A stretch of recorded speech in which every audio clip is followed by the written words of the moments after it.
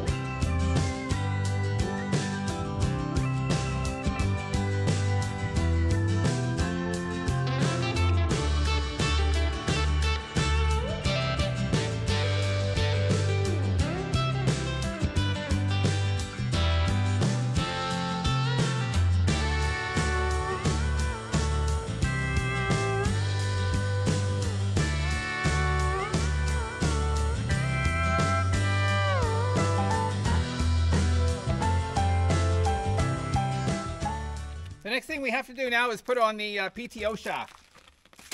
And the critical thing with the PTO shaft is to make sure you're not more than 25 degrees here. Otherwise it likely puts too much stress on the U-joints and they won't last as long. You can see on the side of the chipper, it has this base with these holes on it. And when you're running the chipper, it's sitting on the ground like this. You don't want it held up by the tractor all the time. If we need to adjust it, we'll need to take these bolts out and move the base. And there's directions in the manual on how to do that. So we'll go get a device to check that angle, and hopefully we'll be good to go. Hopefully we don't have to move it at all. So I have this level that I'm not using as a level, I'm just using it as a straight edge. So I'm gonna line the top of it up with the top of the shaft, and then point the bottom of it to the other shaft. And then I have the, it's an iPhone app, it's just sort of bubble level. We can see that that's at 0. You probably can't see it, but take my word for it, that's 0 degrees. So we drop it down like that, and we're at 15.4. So I think we can live with that. It's supposed to be 25 or less. The only issue I see here is this. We can take that out though.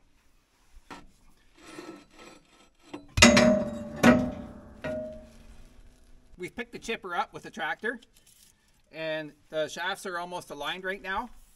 And what we do is measure from the notch on that shaft to the notch on that shaft. And that notch is what that little pin sits in it. So it holds your universal joint onto there. So on this guy here, we are 28 inches. So on the shaft, it's fully compressed. We'll measure from pin, center of the pin, to the center of the pin. And we're about 29 5/8. So that ain't gonna fit. Yeah, so as it turns out, my distance here is too short and I'm gonna have to trim that shaft. So it's a good thing that we can go through it and I can show you how to do it. So what the manual tells us to do is you take your B dimension, subtract your A dimension, and then add one more. So the difference between 29 5/8 and 28 inches is 1 5/8 inches. Plus 1 is 2 5/8 inches. So that's how much we got to cut out of there. In order to cut 2 5/8 inches out, we take the shaft apart. The first thing we do is cut 2 5/8 inches off the safety shield on both sides, and then we'll cut 2 5/8 inches off the shaft itself, and then we'll file it up and make sure there's no burrs or anything and put it back together. The reason we cut the safety shield is if we don't cut that and you cut this, not that I could even actually cut 2 5/8 inches there, is that you wouldn't be able to have any advantage because your safety shaft, your safety cover is going to hold it apart, if that makes any sense. So let's get cutting these. So we'll take our soapstone and we'll cut 2 5/8. Mark 2 5/8 here. Mark it a couple points.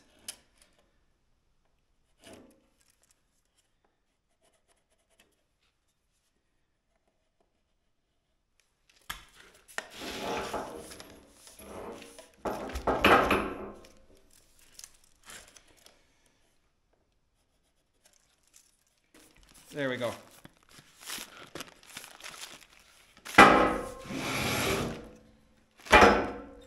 We'll do the other side.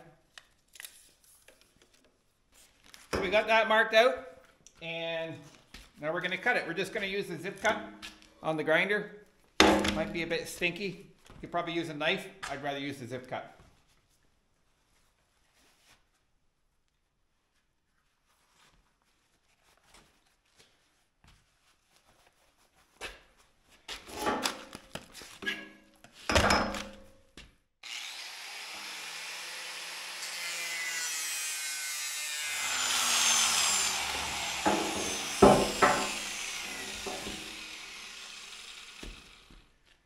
Alright, so now we just got to mark this part, and it's all greasy, so we'll need to clean a bit of grease off first.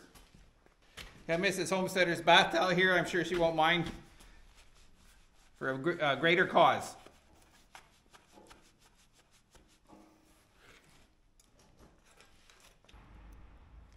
So I'll measure 2 5/8 right there.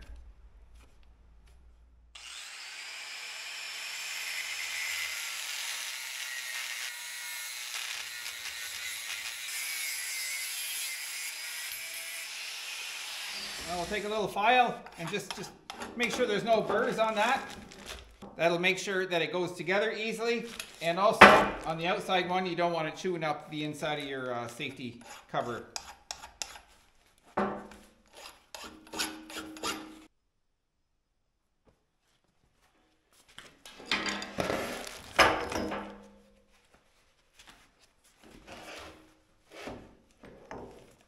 There we go.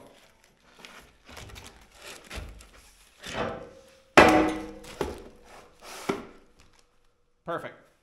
It was a little bit messing around, but you just have to make sure it's perfectly lined up and there's no burrs on it. Now we can go put this back on the tractor.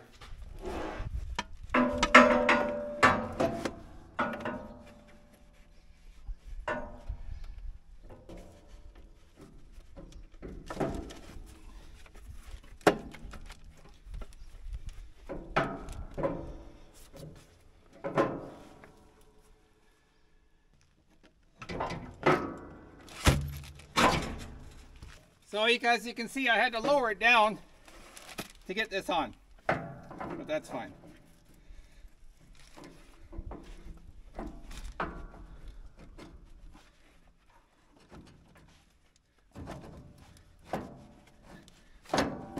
There, it's locked in. And our safety chain, all the safety chain does is it just stops this part from spinning. I got a little hook on the inside of the PTO hitch here, and that's where we're hooked that one, and maybe we'll even hook this one there too. At this point, when you have it down and you have more than 25 degrees in your shaft, that's when you would have to adjust your base. But we don't, so obviously I'm not going to do it. So we're ready to go? Not quite. We got to put hydraulic oil in this tank. And what this oil is for is it controls your in-feed system. There's a pump here that's mounted to the PTO shaft underneath, and it drives the motor that drives the in-feed. Obviously it needs oil, so we got to fill it up. So I think we got a bucket of, it says on here, it says 19 liters ISO 32 hydraulic oil. So that's what we'll put in her. That's pretty much a whole bucket. I wish Wish I had a bigger funnel, but I guess that'll work. Not ideal. Let's just see how it goes.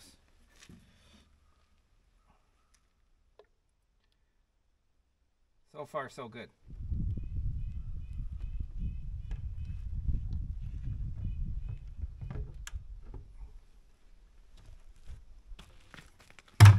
That's her. We'll just leave that in there for a bit to drain. And there's one other thing we got to look after. So you can see I got the top open here. As the blades spin around, they need to have something to shear the material off with, and that's called the shear plate or the anvil, and that's right here, and that's adjusted using these 3 bolts. And you want to make sure that between the blade and the plate, it's between a 1/16 and an 1/8 of an inch. And because I'm pretty good at looking at measurements, I can see where it is. So what you do is you look down here. I know you can't see it, but it's down in there. And where the blade passes, this blade here, it's supposed to be. I looked at it and they said it in the factory, and I think it's pretty good. But over time, you got to keep an eye on that, because if it gets sloppy, your machine could clog, and you get poor efficiency out of the machine.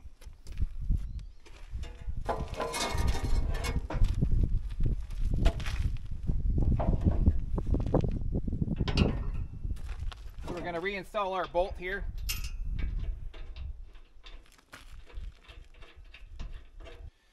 Now, I'm not affiliated with Woodland Mills at all.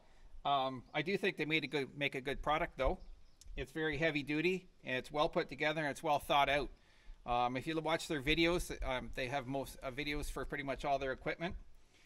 They can walk you through anything, but I think there's been a lot of thought put into things, and it makes things work well. When I looked around on this machine, I like what I see. I've only noticed one little issue, and I'll show that to you. You can see here where the top link is, and in here, this plate at the bottom, down here, they missed the weld. The weld's there, but it doesn't contact this piece of material here. And I'm not too worried about it, because it has a full weld on this side, and the only time you're using this is when you're picking it up and moving it. However, when I do have the machine in the shop and I have the MIG welder handy, I'm going to fix that up.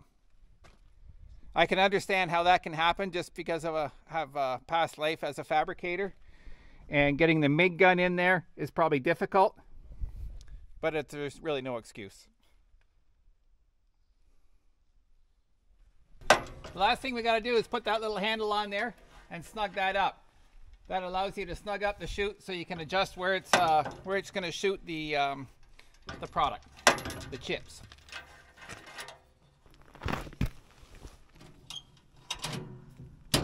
Or not.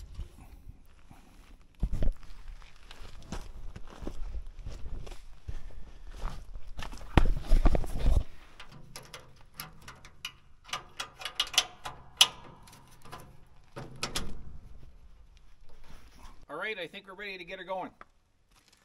So we got a trailer here. I think that should be about right there. We'll see what happens. I'm sure there might be some adjustment. Use my laser vision. Try that. So you want to make sure that the machine is on the ground. There's nothing lying on it. When we start the tractor up, we're going to engage the PTO, and you do that at a lower RPM, and then you ramp it up to a higher RPM to get everything going. Once the feeder gets going, if you have heavier material, you might want to slow down your feed, and to change your feed, right now that's the maximum speed, and you loosen that bolt up, and then you can move that to a lower speed if you want. We'll leave it our maximum for now, because we're just going to start with some really light stuff. This bar controls the direction of your feeder. So if you push it in all the way, you see there's 3 spots. 1, 2, 3. I'll let you know which way goes which, because I'm not sure. But anyway, when you start it, you make sure it's in neutral, and neutral is the middle. So that's good. So other than that, I think we're ready to go. There is one feature on here that I wanted to show you, and that's the chainsaw holder. Just like that, and then that tightens up right there.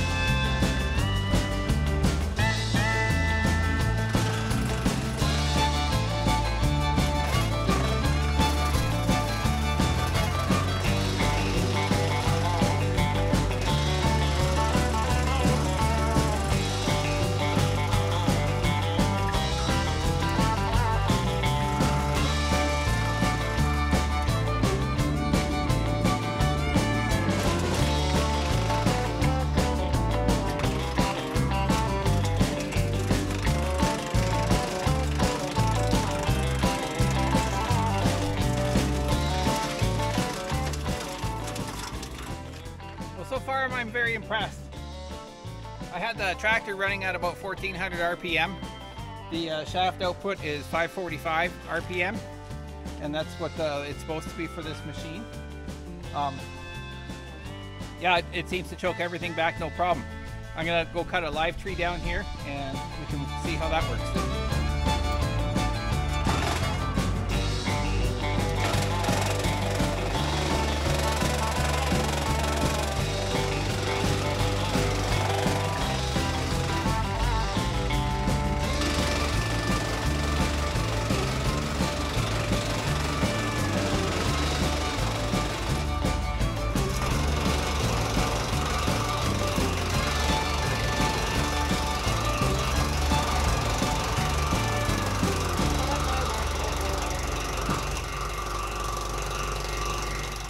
Well, thanks for watching, guys. As you can see, I enjoy using the WC88 8-inch log chipper from Woodland Mills. It's a nice piece of equipment. It chips everything up just fine. That's all dried beech that went through. No problem. So thanks for watching. Like and subscribe and share if you can. Leave a comment below and let me know what you thought of this video and if you have any ideas for upcoming videos. Thanks for coming to the homestead. We'll see you again.